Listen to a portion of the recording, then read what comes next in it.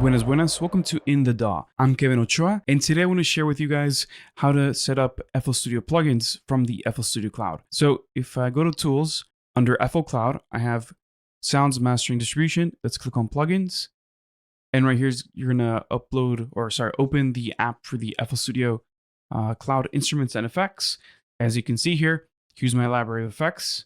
The team of ImageLine was kind enough to send me a pro trial. So let's go ahead and download some of these. So let's download something that has a small installer. Let's see.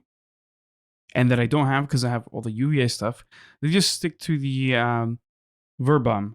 Let's install that. It's gonna prompt me and say, hey, the FL Cloud installer is gonna try to change to your device. Let's say yes. And there you go. It's gonna start working.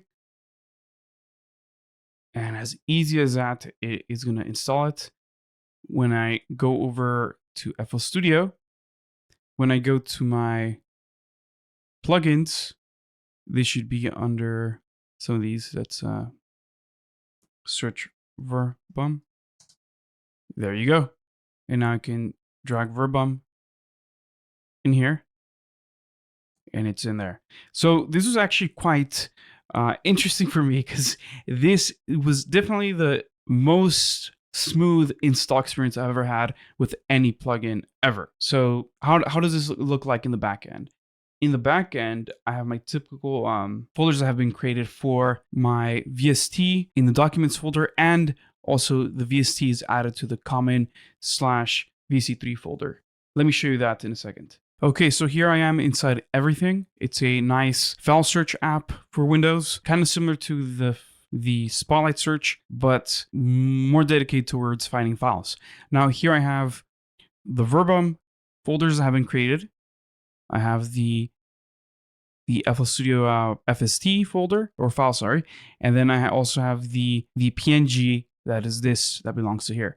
So if I were to right click here and select locate file, it would show me this, just like it shows me here on everything.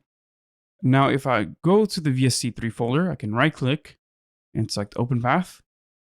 It's gonna be here inside my VST3 folder. So there you go. It's actually a very quick way to install things. Yeah, it might seem like a steep price, $100 a year for the subscription. Now I need to give it a shot, and actually use it. But if it's gonna save me 2 hours of my life already, having to install these plugins manually, this is gonna make it worth it. So yeah, I think this is a great little feature. This smooth installation, it's fantastic. So let me download something else. Combustor from WA Production, install. And it's pretty much it. If I come back to FL Studio and type in Combustor, it's right there. So yeah, it's fantastic. Prior to this on FL Studio, you'd have to open up a settings dialog, go to File, Manage Plugins, and then do a whole plugin scan, which takes a lot of time. If you're using FL, this takes a lot of time. You could take, in my case, sometimes 30 to 45 minutes to do a whole entire plugin scan, which is something I do not want to do every single time. So there's an actual feature for fast scanning, which it's a bit hit or miss in my point of view. Right click on the browser and then select refresh plugin list. And it's going to try its best to do a plugin scan. As you can see, it's scanning right now. It says fast scanning completed. I'm actually very lucky it worked this time. I'm gonna press OK.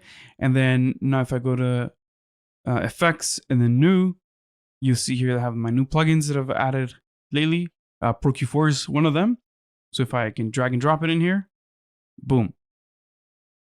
There we go.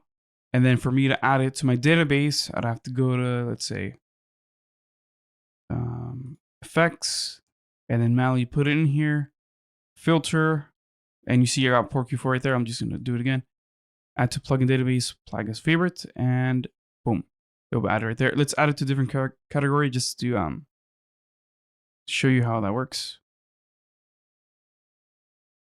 And boom, it's added there.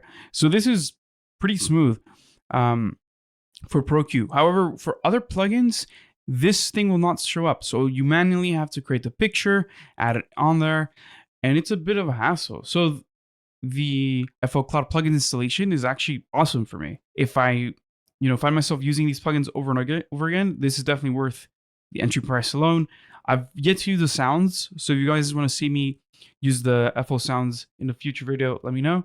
But yeah, this is a very nifty addition. Josh, one of the team members at ImageLine, mentioned that this is a really quick way to install plugins, and I wanted to check it out. This definitely delivers, and I think, like I said again, if I use these plugins and find them to be something that I use over and over again, this is definitely worth the entry price alone.